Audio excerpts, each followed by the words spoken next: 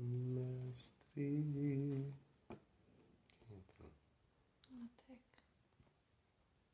Pai Senhor,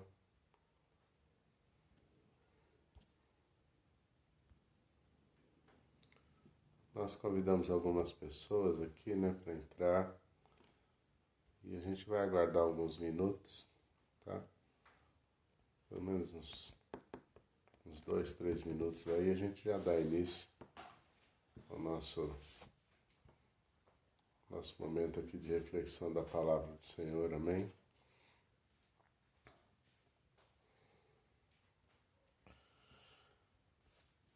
Vou aguardar só mais alguns minutos, peço que vocês tenham aí só um pouquinho de paciência, e aí a gente já começa orando, né? A nossa intenção é estar orando pelas pessoas, né, que nós temos apresentado ao longo desses dias.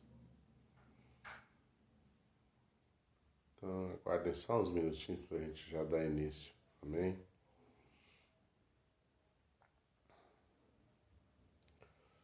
Como é que tem passado esses dias vocês aí? A gente está passando por esse período todo aí de distanciamento, né? Essa pandemia que parece que vem perdurando, né? E não quer terminar. Mas a gente acredita que Deus logo vai dar um brado aí e essas coisas vão começar a mudar, né? E nós vamos viver um tempo diferente aí, em nome de Jesus.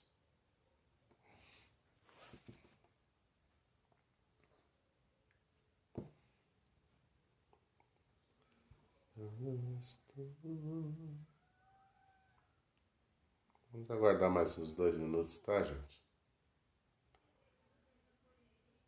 Mais uns 2 minutos a gente já entra já.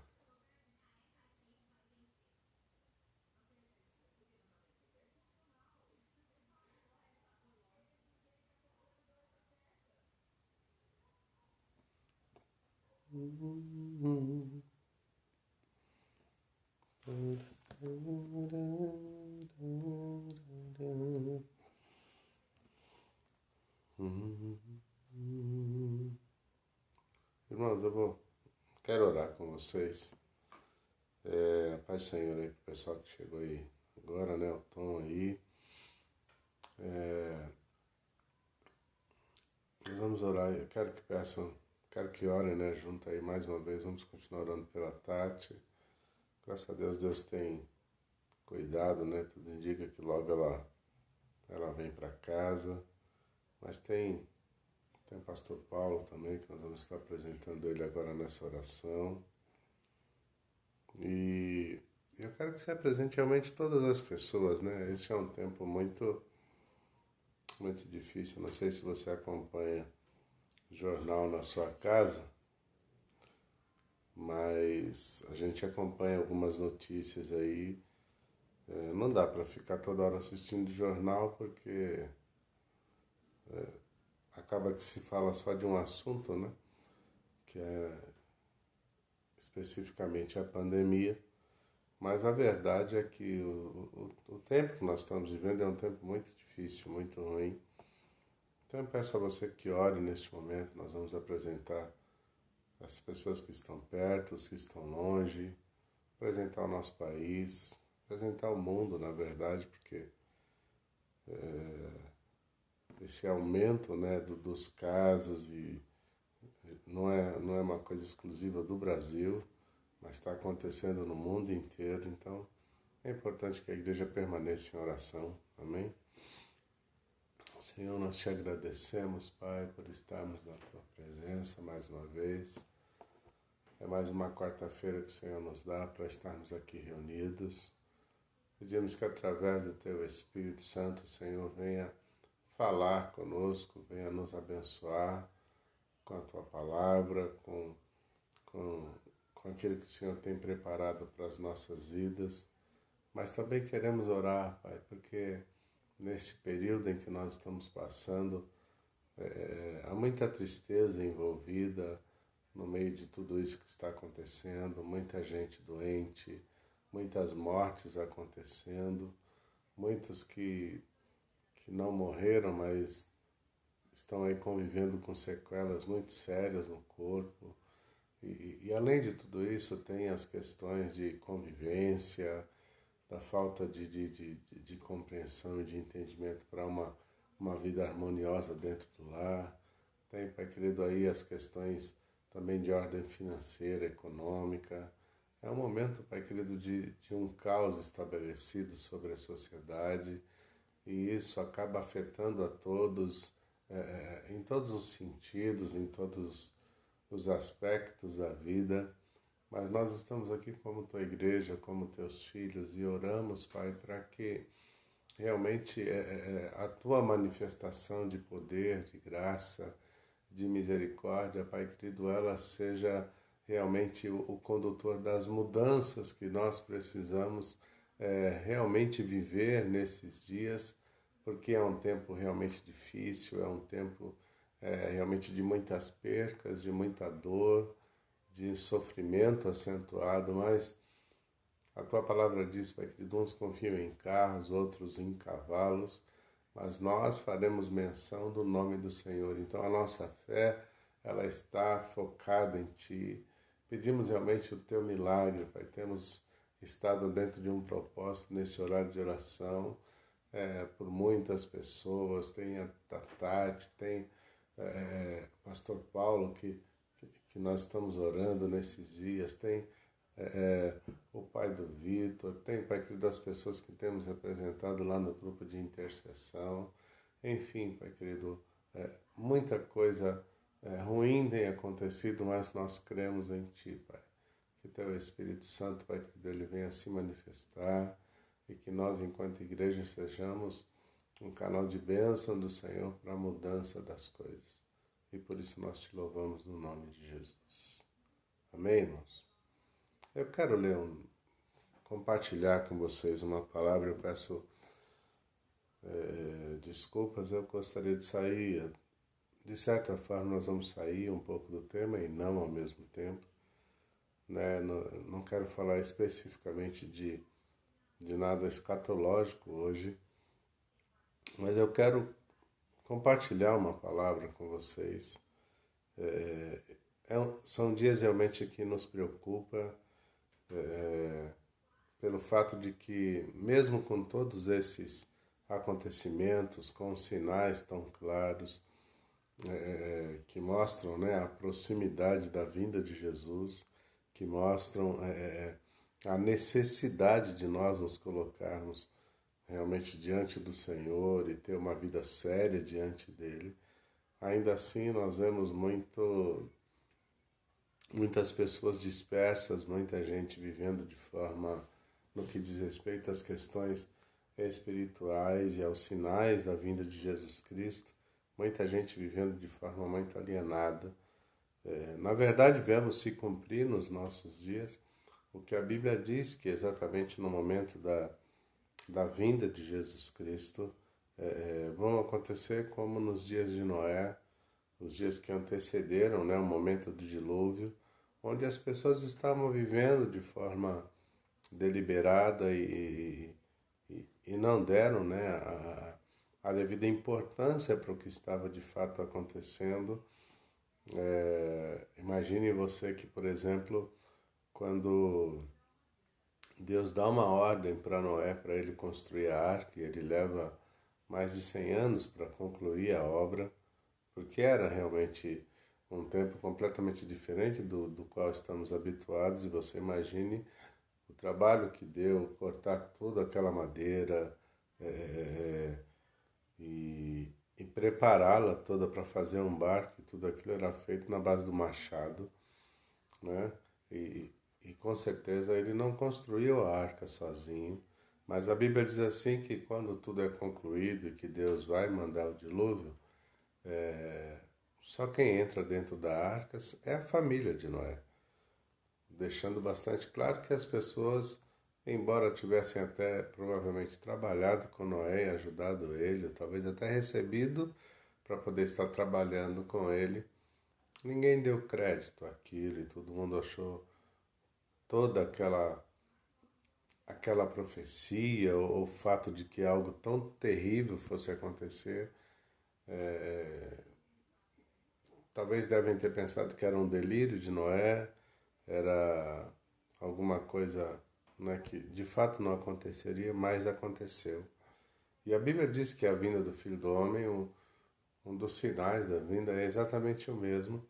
São as pessoas vivendo de forma deliberada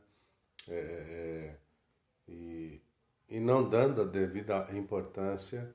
E aí eu não estou falando só daqueles que estão fora da igreja, só do ímpio, só daquele que não conhece Jesus, só daquele que não serve a Deus. Mas se você observar, olhar para dentro da igreja, você vai observar que muitas pessoas também se comportam de maneira muito semelhante, muito distantes. Parece que tudo isso vai acontecer muito longe dos nossos dias, ou talvez nem vá acontecer. E, e nós precisamos estar atentos, irmãos, porque a Bíblia ela é a verdade de Deus, e tudo aquilo que está escrito na palavra do Senhor, com absoluta certeza vai se cumprir. Eu quero ler um texto com vocês, você que pode aí, abra sua Bíblia na sua casa aí. É um texto bastante conhecido, mas eu quero compartilhar com vocês algo que Deus falou ao meu coração. Vamos abrir aí no livro de João, capítulo 4, amém? Nós vamos ler a partir do versículo 20, verso 20. Evangelho de João, capítulo 4, verso 20. Eu vou ler aqui o texto. Nossos pais adoraram neste monte, e vós dizeis que é em Jerusalém o lugar onde se deve adorar. Disse-lhe Jesus: Mulher, crê-me que a hora vem em que nem neste monte, nem em Jerusalém adorareis o Pai. Vós adorais o que não sabeis. Nós adoramos o que sabemos, porque a salvação vem dos judeus. Mas a hora vem, e agora é, em que os verdadeiros adoradores adorarão o Pai em espírito e em verdade. Porque o Pai procura os tais que assim o adorem. Deus é espírito, e importa que os que o adorem em espírito e em verdade. Amém? Irmãos, este texto ele é muito pregado dentro da igreja, ele é muito citado dentro dos nossos cultos, nas nossas ministrações de louvor. Fala-se muito sobre adoração, fala-se muito sobre os verdadeiros adoradores. E só que, de fato e de verdade, entende-se muito pouco isso. E por que eu quero chamar a atenção de todos nós para este texto e para este episódio, né, do ministério de Jesus? Nós conhecemos a história da mulher samaritana. Ela era uma mulher realmente que tinha tido até aqui, até esse encontro com Jesus, uma vida bastante difícil. Uma mulher que já tinha se casado 5 vezes e agora estava vivendo com outro homem, estava se relacionando com outro homem, e este não era ainda marido dela.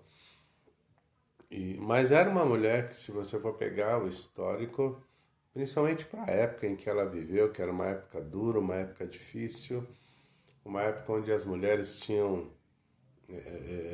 poucos ou quase nenhum direito, e a única garantia que elas tinham de alguma solidez na vida era de fato estar casada, era de fato ter uma casa, ter uma família, ter um marido. E ela não teve, ela não tinha, na verdade, ela tinha já passado por 5 experiências que foram frustradas e agora ela está vivendo um 6º relacionamento. A Bíblia não especifica o que aconteceu com ela, não disse ela como a vida dela se desenvolveu, mas Jesus deixa bastante claro que no que diz respeito à formação de uma família, ela era uma mulher que teve muita dificuldade e para uma mulher nesta época, este era um problema bastante grave. Mas eu não quero me prender a isso, eu quero exatamente falar com vocês nesta noite e porque nós temos falado a respeito de arrebatamento, a respeito da vinda de Jesus, a respeito da manifestação do anticristo, temos falado a respeito da igreja do Senhor, no que diz respeito à vida cristã e a nós vivermos a eternidade com o Senhor. Eu quero falar exatamente sobre este perfil de pessoa que Deus procura, que são os adoradores, que são os verdadeiros adoradores, pessoas que adoram o Pai, como o texto aqui diz, o próprio Jesus está dizendo isso, em espírito e em verdade. E o que seria, o que é de fato ser adorador? Confundimos muito adoração com culto, confundimos muito adoração com momentos de louvor, com momentos de algum tipo de ministração. Mas a adoração ela é muito mais do que simplesmente um tempo que eu tiro, um período que eu tiro, ou na minha semana, ou no meu dia, ou para entregar a Deus, de repente, um louvor. Enfim, não, a adoração trata-se realmente de uma postura ou de um comportamento de vida. Não se trata de um episódio isolado que eu vou separar para fazer uma coisa específica. A adoração é algo que o adorador é aquele que, em tudo que ele faz, no seu dia a dia, ele acorda adorador, ele passa o dia adorador, ele dorme adorador e ele, inclusive, sonha como um adorador. Adoração por isso que pode parecer uma coisa tão extraordinária o que Jó, por exemplo, fez quando ele passa por aquele momento e ele perde absolutamente tudo na sua vida. E a primeira atitude de Jó é olhar para cima, desculpe, como quem enxerga Deus e dizer, olha, o Senhor deu, o Senhor mesmo tirou e que o nome dele seja glorificado, bendito seja o nome do Senhor. E esta é uma atitude instantânea, ou seja, é algo que para ele é natural. O que já nos ensina aqui neste momento é que o adorador, aquele que entende que Jesus Cristo é a verdade da sua vida, que entende que ele é a primazia, o Deus que nós servimos e adoramos, ele é o primeiro e ele é o último da nossa vida, ou seja, ele é tudo para mim, ele é tudo para você, ele é tudo para nós. Ele vai recorrer a Deus, ele vai procurar Deus, ele vai se entregar ao Senhor o tempo todo, em todo instante. No momento de alegria, de felicidade, de contentamento, a Bíblia diz que Jó, quando estava tudo bem com ele, na possibilidade dos filhos dele pecarem, da família dele transgredir, errar contra o Senhor, a Bíblia diz que ele já vinha e oferecia o sacrifício pela família na possibilidade de alguém pecar. Ou seja, era alguém que procurava Deus e glorificou ao Senhor, não no momento simples, somente no momento da dor, no momento da angústia, no momento da grande perca da sua vida, mas ele fazia isso o tempo todo, ele fazia isso todos os dias, era a rotina de vida dele. E aí agora nós encontramos Jesus aqui que se encontra com uma mulher que talvez, a exemplo dela, muitos nos nossos dias, ou quase todos, vivem situações de frustração na sua vida, na sua existência. Jesus deixa bastante claro qual era a grande dificuldade dessa mulher samaritana, mas qual é a tua? Qual é a minha? Qual é a nossa dificuldade? Onde o calo aperta mais? Onde é mais difícil continuar? Qual circunstância de vida que você enfrentando fica mais difícil permanecer fiel, fica mais difícil permanecer íntegro, fica mais difícil permanecer firme diante do Senhor, fica mais difícil manter a fé ativa? Qual é o momento de maior dificuldade? Qual é a área da sua vida que você, olhando para ela, você diz: isso aqui não pode acontecer comigo? Porque qual era a área de maior dificuldade? Nós estamos falando um pouco aqui de Jó. Qual era a maior área de dificuldade dele? A família. Qual era o maior temor que ele tinha? Os filhos, a família dele. E aí ele vive uma situação, uma circunstância de uma perca acentuada muito grande relacionada à família dele, relacionada aos filhos, relacionado às pessoas que para ele de fato eram importantes. Mas também neste momento de maior dificuldade, de angústia, a primeira atitude de Jó, embora seja um momento de desespero, embora seja um momento de muita dor, é olhar para cima, enxergar Deus e não levantar a voz contra Ele, é simplesmente se entregar e dizer: olha, Ele me deu tudo o que eu tinha. E Ele achou por bem tirar neste momento, então, que o nome dele seja glorificado.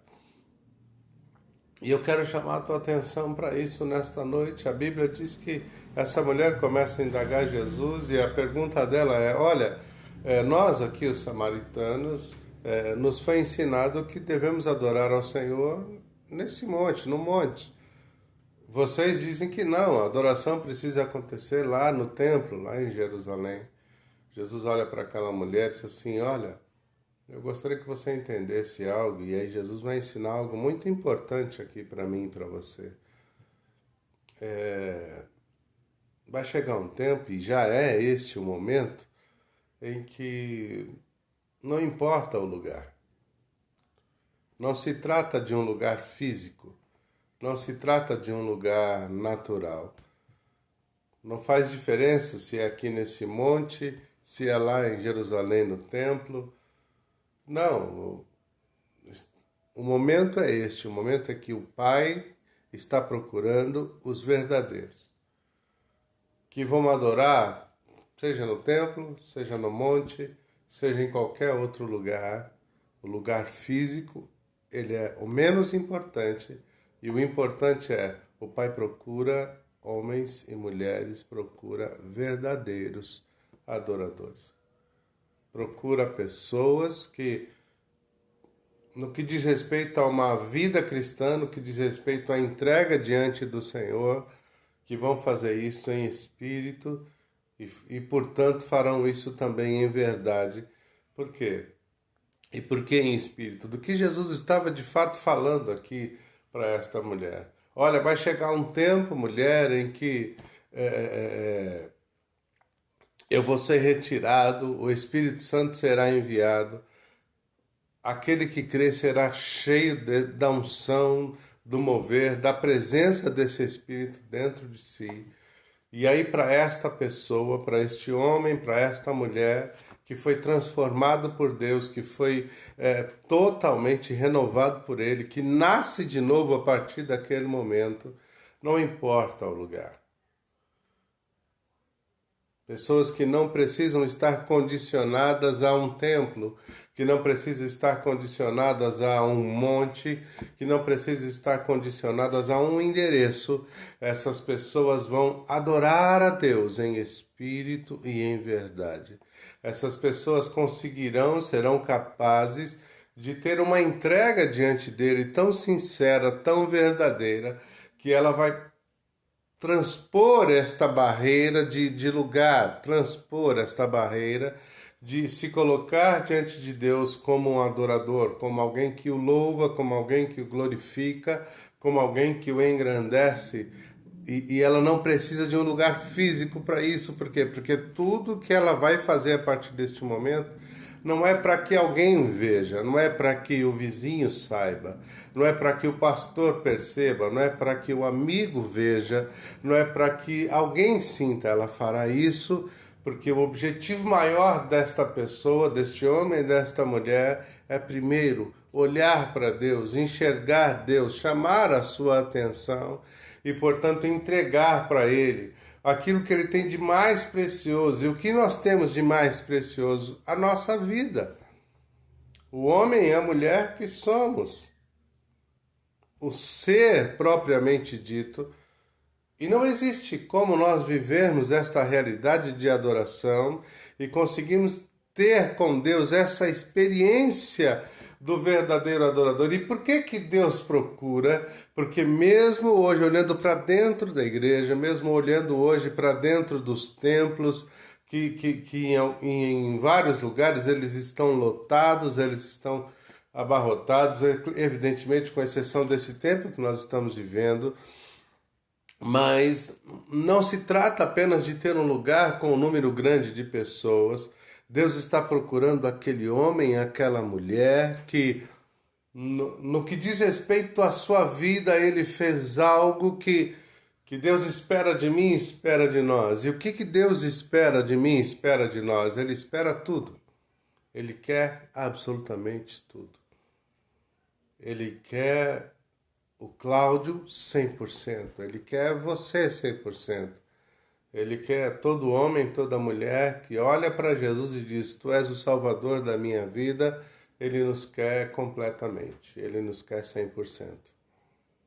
E aí Jesus olha para essa mulher e diz assim: olha, está chegando o momento. E qual é esse momento? Agora é o momento. Por quê? Porque ali estava diante dela o Messias. Ali estava diante dela o Cristo.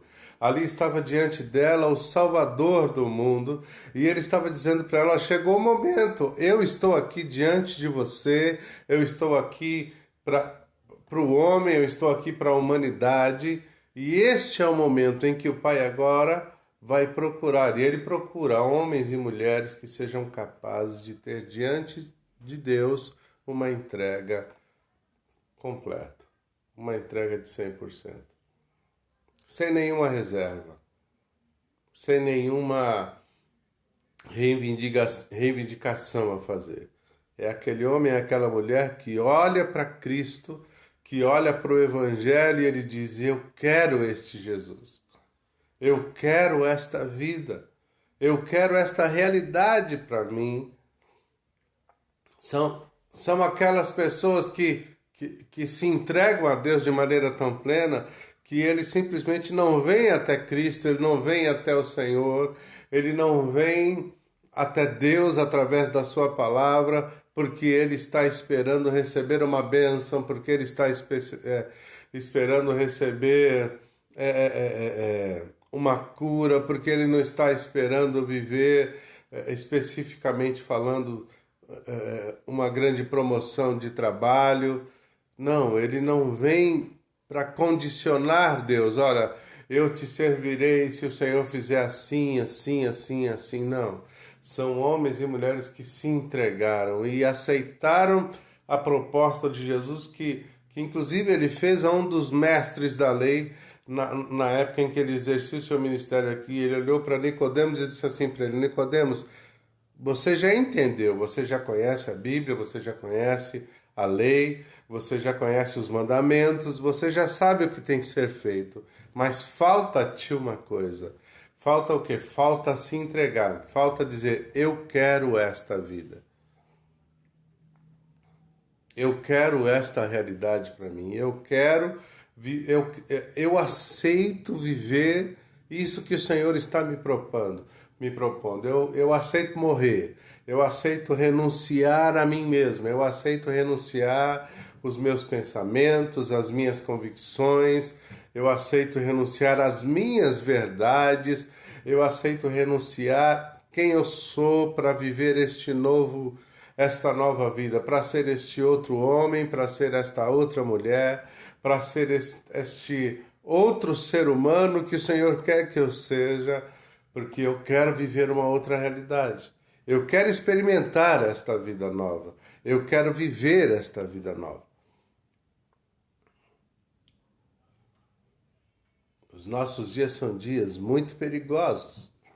E por que eles são tão perigosos? Porque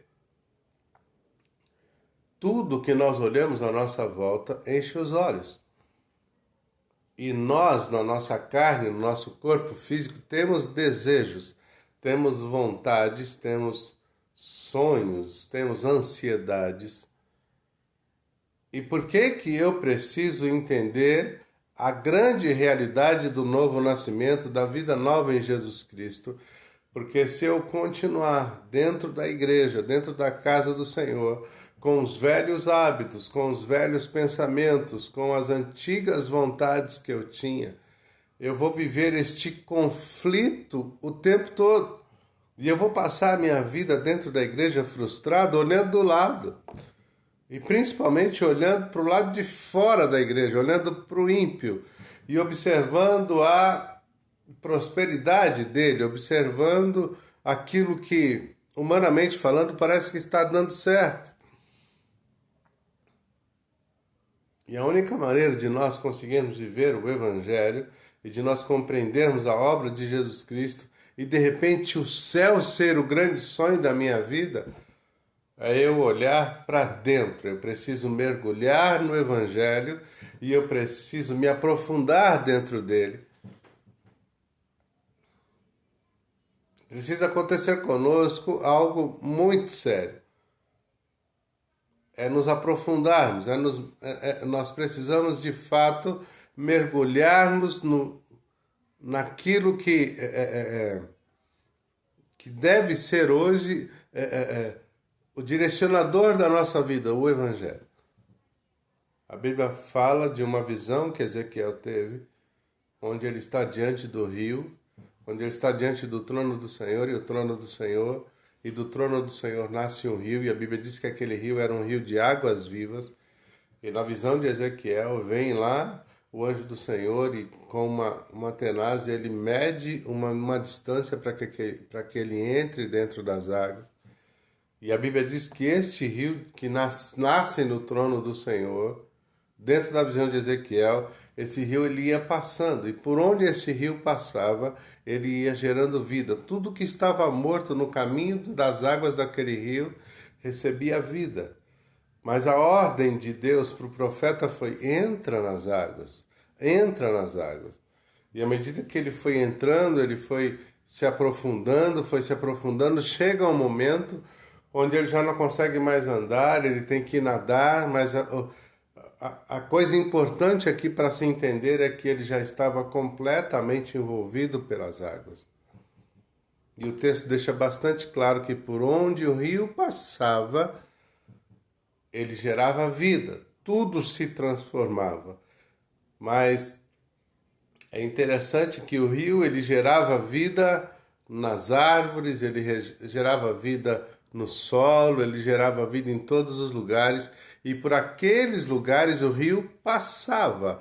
Só que no que diz respeito ao profeta, a Ezequiel, a ordem foi: o rio não vai passar por você, você tem que entrar dentro dele. O Evangelho ele é extraordinário, irmãos. A palavra de Deus ela é extraordinária. Mas não adianta nada ela passar por mim, ela passar por você. Eu preciso entrar dentro das águas.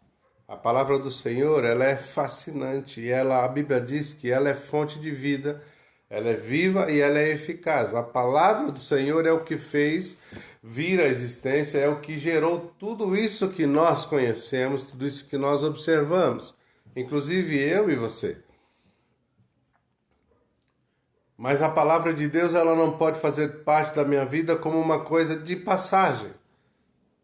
Como algo com o qual eu tenho contato de vez em quando. Ou simplesmente porque alguém veio e falou comigo a respeito dela, Não, a palavra de Deus, para ela de fato trazer sobre mim, sobre você, a mudança que ela precisa trazer, eu preciso entrar dentro dela, eu preciso mergulhar dentro dela, eu preciso me aprofundar dentro dela. Eu tenho que ter fome disto, eu tenho que ter sede da palavra do Senhor. Só que nós vivemos um tempo onde as pessoas, no lugar de ter fome, no lugar de ter sede, elas têm repúdio. E eu não estou falando de quem está fora, eu falo de quem faz parte, de quem participa dos cultos. Conversa com algumas pessoas, escolha aí 10 pessoas para conversar, fale com elas a respeito da palavra do Senhor, dialogue com elas a respeito do Evangelho, pergunte para elas qual foi o contato que elas tiveram com a palavra de Deus, com a Bíblia, na sua semana, no seu mês, no seu dia. Vivemos muitas vezes tão distantes, irmãos. Passamos um tempo tão longe das verdades, da realidade da palavra do Senhor. Só que eu olho aqui para Jesus falando com uma mulher que, a exemplo dela, tantos dos nossos dias estão vivendo de maneira tão frustrada a sua vida. Pessoas que, e eu não estou falando de quem não é crente, eu estou falando de pessoas que estão dentro da igreja, que participam dos cultos, que às vezes são ministros, sabe, que pregam em cima dos púlpitos, que cantam, que ministram como nós ministramos dentro da igreja, pastores, homens que por falta de conhecimento estão fazendo coisas absurdas essa semana mesmo. Alguns dias atrás se levantou aí um pastor se dizendo profeta, profetizando absurdos, usando textos bíblicos como de Apocalipse, para dizer, por exemplo, que o anjo da morte, ele viu o anjo da morte se manifestando. Pessoas que agem completamente fora dos princípios da palavra do Senhor, que não tem base bíblica para se manifestar. E levantam sua voz para dizer que estão falando em nome do Senhor. E por que isso acontece ainda nos nossos dias, depois de tanto tempo? Depois de Jesus ter vindo, morrido, ressuscitado, realizado uma obra extraordinária. E eu não estou falando de membros, estou falando de alguém que já foi ungido e que é pastor e que cuida de outras pessoas, que ministra sobre a vida de outras pessoas. E ele se levanta para dizer que é um profeta do Senhor, para profetizar absurdos e para envergonhar o nome do Senhor e fazer da igreja motivo de chacota na boca daquele que não conhece o nosso Deus. E aí Jesus deixa bastante claro, conversando com essa mulher aqui, que no que diz respeito a Deus, ele procura verdadeiros, aqueles que adoram ao Pai em espírito. E não tem como eu adorar o Pai em espírito e em verdade se o Espírito Santo não estivesse manifestando em mim, agindo na minha vida. É impossível adorar a Deus em espírito e em verdade sem a presença do Espírito Santo aqui dentro de mim. Sem que Deus, através do seu Espírito, se manifeste no meu espírito. Tenha o comando das minhas ações, o comando do meu dia.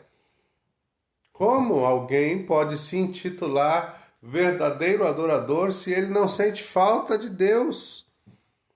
Se ele não sente falta de conhecer a Deus através da sua palavra? Me desculpe o que eu vou dizer aqui neste momento, mas alguém que não consegue ter tempo na sua vida para tirar um período do seu dia, para tirar um tempo da sua semana, e eu estou falando de um tempo extraordinário, de um momento extraordinário, onde você vai de fato mergulhar neste rio de Deus que é a sua palavra, para que Deus assim se revele a você. Você não pode se considerar um verdadeiro adorador se você não lê a Bíblia. Você não pode se considerar um verdadeiro adorador se você não ora, se você não se disponibiliza para ter um momento de oração, de conversa com Deus, para guerrear. Nós queremos muitas vezes, irmãos, a benevolência do Senhor, queremos a bênção dele, queremos o favor de Deus, queremos os seus milagres, mas você é dele? Porque ele pode sim curar a mim, a você e ao mundo inteiro, o planeta todo. Se Deus der um brado, essa pandemia, por exemplo, que nós estamos vivendo nesses dias, ela acaba instantaneamente. Sim, há poder em Deus para fazer isso. Mas a Bíblia diz que neste momento a maior preocupação de Deus é exatamente encontrar homens e mulheres que sejam também verdadeiros. Deus é poder, ele é misericórdia, ele é amor, e eu acredito que se a igreja se posicionar nesses dias em que nós estamos vivendo e clamar ao Senhor com um comportamento de arrependimento diante dele, ele vai ouvir a oração da igreja, ele vai quebrar tudo isso e ele vai mudar tudo isso. Mas, irmãos, até quando nós vamos viver à margem? Até quando nós vamos viver sendo uma possibilidade, sendo uma promessa e nunca uma realidade? Até quando Deus vai continuar olhando para mim, olhando para você, olhando para a igreja dos nossos dias, esperando que em algum momento você se manifeste, eu me manifeste, a igreja se manifeste como uma verdadeira adoradora e se permita ser completamente envolvida pelo Espírito Santo de Deus e diga não para si mesma. Olhar no espelho e dizer não para si mesmo. E sim para a vontade do Senhor. E sim para esta nova vida que Ele tem preparado para nós vivermos. Uma vida tão extraordinária que fez os discípulos viverem como eles viveram, que fez os apóstolos viverem como eles viveram. Porque se você for olhar para o contexto, tira o romantismo e vamos olhar para as coisas como elas de fato aconteceram lá atrás na vida dos apóstolos. Homens que tiveram uma vida terrível, uma vida difícil, uma vida de muita guerra, de muita angústia, de muita perca, uma vida de muito sofrimento. Homens que por conta do Evangelho, por pregar o Evangelho, foram apedrejados, foram açoitados, foram mortos a fio de espada, foram degolados, foram crucificados. Homens que viveram uma vida difícil. Mas quando você observa as palavras destes homens de Deus, era difícil para quem não acreditava, era difícil para quem não tinha o Deus que eles tinham. Para eles era privilégio, para eles era honra, para eles era manifestação do poder de Deus. E no final das suas vidas, você olha para aqueles homens, eles não estão frustrados, eles não estão angustiados, eles não estão nem tristes. Eles estão realizados. E tiveram mortes terríveis. Alguns foram decapitados, outros foram crucificados, alguns foram apedrejados, outros morreram de tanto apanhar, mas terminaram a sua vida como homens realizados, como mulheres realizadas. Uma igreja que era completamente fora da curva. E nos nossos dias, ao contrário do nosso país, que tem muita liberdade de culto, tem lugares por aí que o evangelho ainda ele é bastante proibido. Tem muita gente morrendo por conta do evangelho nos nossos dias. Mas eu quero chamar a tua atenção nesta noite para Jesus conversando com esta mulher. O arrebatamento da igreja, irmãos, ele é iminente. A vinda de Jesus, ela é eminente, ela vai acontecer. Se eu acreditar, ela vai acontecer. Se eu não for capaz de crer, ela vai acontecer. se eu me entregar ao Senhor para viver uma vida diante dele, para honrar o Senhor, para glorificar o nome dele, a vida de Jesus vai acontecer e ela pode me alcançar. Agora, se eu não quiser crer nisso e achar que tudo isso é muito fantasioso, ainda assim ela vai acontecer. Não depende de eu crer, de você crer ou de nós não crermos. Ela vai acontecer porque Deus disse que ela acontecerá. A palavra de Deus deixa bastante claro que ela vai acontecer. Então vai acontecer. E eu quero te chamar nesta noite em nome de Jesus. Este é um tempo onde precisa se manifestar nos nossos dias a igreja, os verdadeiros adoradores, aqueles com os quais o Senhor de fato pode contar. Homens e mulheres que têm sede de Deus. Segundo ponto que eu quero chamar a tua atenção com relação a este texto aqui, é impossível ser um verdadeiro adorador sem fé, sem acreditar em Deus. E aí eu estou falando de alguém que vai acreditar quando tudo deu certo, mas que continua acreditando quando tudo deu errado. Quando aquilo que eu mais temia acontece. Quando aquilo que eu tenho mais medo acontece. Quando também tudo dá muito certo e eu estou vivendo absolutamente a absoluta bênção do Senhor sobre a minha vida e está tudo funcionando e Deus pode me abençoar com toda e qualquer sorte de bênção. Eu posso ter, sabe, tudo o que eu pedi e eu permaneço sendo o mesmo homem, a mesma mulher de Deus. E eu continuo servindo a Deus com a mesma intensidade. E Deus pode contar comigo da mesma maneira. Porque é muito mais perigoso ainda quando Deus me dá tudo. Quando Ele faz com que eu viva em todos os aspectos da vida as realizações. A tendência é muitas vezes hoje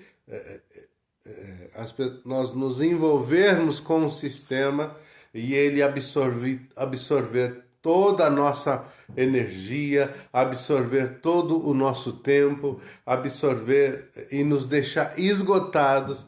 E aí no final do dia eu estou muito cansado. Mas a minha disponibilidade e disposição para fazer todo o resto, ela continua grande, ela continua acentuada.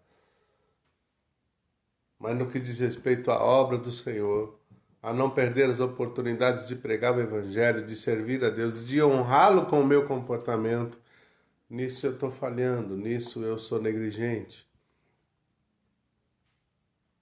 Falta fé. Falta fé para dizer não para algumas coisas que eu deveria dizer com naturalidade. Falta fé para eu me distanciar de algumas atitudes, de pecados que eu não poderia estar cometendo, mas eu os faço com determinada frequência. E aí, talvez isso te afronte, te confronte, mas se você não consegue se desvincular de um determinado pecado, porque ele me domina, porque eu tento e eu não consigo, você ainda não chegou neste nível de ser aquele homem, aquela mulher, aquele adorador que se entregou. Mas a gente não vai errar. Não, eu não estou falando disso. A Bíblia diz assim, olha, não pequeis, mas se pecar, você tem um advogado. Mas o texto diz, se pecar. Estou falando de algumas coisas que eu não me desvinculo, de alguns comportamentos que eu não abandono. Passa meses, passa anos, passa a minha vida inteira dentro da igreja e eu não consigo me desvincular. A guerra, ela é natural, irmãos. Essa guerra contra a nossa carne, ela vai acontecer todos os dias e ela vai acontecer a vida toda. A questão é, na hora que esta guerra acontece, para onde eu vou pender sempre? Se eu estou pendendo sempre para o pecado, se eu estou pendendo sempre para a mesma atitude, para o mesmo comportamento, então alguma coisa precisa mudar na minha vida e precisa mudar com urgência. O Espírito Santo, ele está aí se manifestando, Mas eu quero que você preste bastante atenção no que eu vou dizer. O Espírito Santo ele vai agir e ele vai trabalhar principalmente na renovação da minha mente. E quando eu estou deliberadamente querendo pecar de alguma forma, permitindo que a iniquidade ela tome conta do meu comportamento, a iniquidade fala exatamente deste desejo de fazer aquilo que eu sei que eu não tenho que fazer, eu sei que aquilo não vai edificar, eu sei que aquilo vai até me condenar, mas o desejo está aqui dentro de mim e eu não cuido disso. Eu não paro de olhar para aquela mesma situação e eu não vou me ocupar das coisas do Senhor. Então aquilo vai crescer até que eu vou pecar, e a Bíblia diz que o pecado consumado ele vai gerar a morte. Então o Espírito Santo ele vai agir dentro de mim e ele vai estar agindo até eu não pecar. Porque a partir do momento em que eu decido por pecar, eu fiz a minha escolha. E aí Deus ele vai simplesmente ficar do lado. Mas nós somos chamados por Deus para não sermos apenas homens e mulheres, onde Deus vai se manifestar num determinado dia, num determinado momento, como, por exemplo, acontecia com os grandes homens de Deus lá no Antigo Testamento. Hoje não é do mesmo jeito. A obra de Cristo foi tão poderosa na cruz que ela nos dá hoje o privilégio, mas também a honra e a responsabilidade de termos dentro de nós diariamente e continuamente a presença de Deus através do Espírito Santo. Não é, por exemplo, como acontecia com Sansão, que embora fosse um homem separado e um nazireu, a Bíblia diz que o Espírito Santo vinha sobre ele, e ele, revestido do poder do Espírito Santo, combatia contra os inimigos de Israel. Hoje não. Hoje não. A obra de Cristo na cruz, ela nos deu livre acesso a Deus, mas isso tem dois lados. O livre acesso me abençoa, me coloca numa situação de privilégio e de bênção absoluta diante do Senhor, mas também me coloca numa situação onde eu estou diante de Deus o tempo todo. E aí nós vamos entrar dentro de um ponto que eu tenho até falado nesses dias, é que Deus, ele nunca vai compactuar com o pecado. Deus, ele nunca vai se aliançar com o pecado, caminhar junto com ele. É impossível que isso aconteça. Porque o Deus que nós servimos e adoramos, ele é puro, ele é absolutamente puro, ele é santo em toda a sua maneira de ser e de existir, ele é. E esta é a vontade de Deus estabelecida sobre a igreja. Deus quer nos tornar este homem, esta mulher, este povo adquirido, esta raça eleita, esse sacerdócio santo.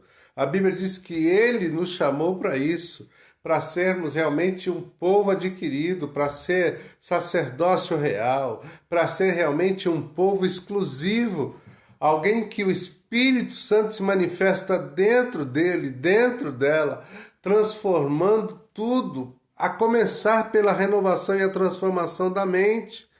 Mudar a minha maneira de pensar, mudar a minha maneira de enxergar a vida, mudar a minha maneira de olhar as coisas, de observar as pessoas, mudar a minha maneira de amar, mudar a minha maneira de caminhar junto de alguém, mudar a minha maneira de cuidar, mudar tudo. Ah, irmãos, o Evangelho é algo tão poderoso e tão extraordinário. E se nós entendêssemos o que significa ser este novo homem, esta nova mulher, ser esta nova criatura, este homem que vai conseguir agora enxergar segundo a ótica de Deus, que vai conseguir pensar segundo o pensamento do Senhor e que vai externar isso com as palavras e o comportamento, como isso é grande. Como isso é extraordinário. Mas ao contrário disso, queremos viver uma vida natural. Queremos viver esta vida de homens e mulheres naturais.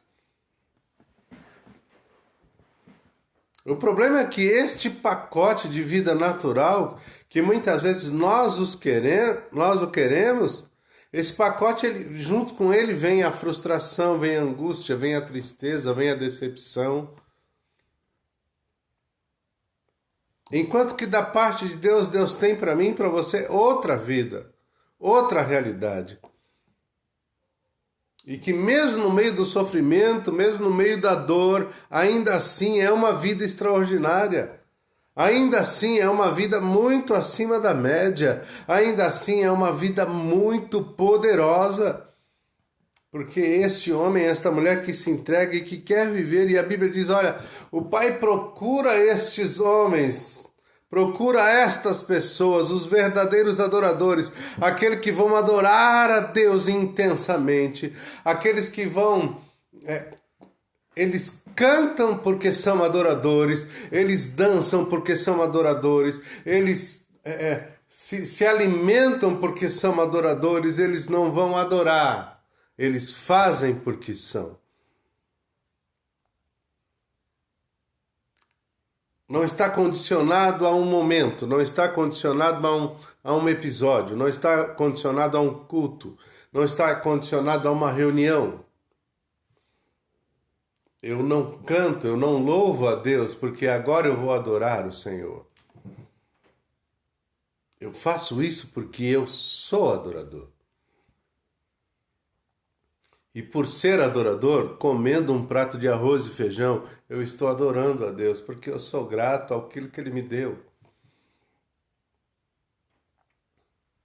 Caminhando pela rua, eu estou adorando a Deus, porque eu estou feliz, porque Ele me deu pernas saudáveis para eu andar pela rua. Vestindo a minha roupa, seja ela de marca ou não, seja ela uma roupa cara ou uma roupa barata, eu sou grato porque Ele me deu condições de ter o que vestir, Ele me deu condições de ter o que comer e eu sou feliz com o que Ele me dá, com aquilo que Ele me proporciona. Eu sou adorador. O Pai procura. E eu quero finalizar dizendo isso para você nesta noite, em nome de Jesus. O Pai procura homens e mulheres satisfeitos com aquilo que já recebeu da parte do Senhor. Que não condiciona a sua vida cristã a ter ou não ter alguma coisa. Que não condiciona a sua fidelidade a possuir ou não possuir. Não condiciona a sua fidelidade ao Senhor a alguma circunstância. Ele simplesmente é fiel. Ele simplesmente está grato, é grata. Ele simplesmente serve porque vale a pena servir. Ele simplesmente faz porque ele nasceu de novo. Ela nasceu de novo. E este novo nascimento colocou este homem, esta mulher, numa situação de vida tão extraordinária, que ele é um homem e uma mulher realizada. Por isso, no nome de Jesus, eu te chamo nesta noite para observar a palavra do Senhor. Jesus Cristo, Ele está assim voltando. Jesus está voltando. E esta é uma realidade que não tem como escapar dela. E Deus procura você, procura mim, procura em nós estas pessoas que são os adoradores que estão espalhados por aí. Não acredito que sejam muitos, mas eu espero que eu e você sejamos. E estejamos incluídos nesta lista, neste grupo seletivo, neste grupo exclusivo de Deus. Homens e mulheres que são dele. Amém, irmãos? Eu vou encerrar por aqui. Semana que vem a gente volta com o assunto que vinha tratando. Mas o Senhor falou muito comigo dentro desta palavra e eu precisava compartilhar isso com vocês. Amém? Quero orar com você neste momento. Pai, nós te agradecemos por esta noite. Te louvamos pela oportunidade que nos deu. Que o Teu Espírito Santo, Pai querido, continue cuidando de todos nós. Nós nos colocamos diante de Ti porque cremos, pedimos o Teu agir, o Teu manifestar, a Tua presença em nós todos os dias. Que o Senhor realmente nos abençoe, que o Senhor nos direcione e que nós sejamos a cada dia com coração sincero diante de Ti. Este homem, esta mulher de Deus que o Senhor espera que sejamos. Por tudo nós te agradecemos, Pai, e a Te louvamos no nome de Jesus. Amém, irmãos? Que Deus abençoe a todos vocês. Um resto de semana aí abençoado na vida de todos. E que o Senhor nos guarde durante todos esses dias. Acredito que logo tudo isso vai passar. E nós vamos ainda louvar muito ao Senhor, glorificar muito o nome dEle. Amém? Deus abençoe vocês.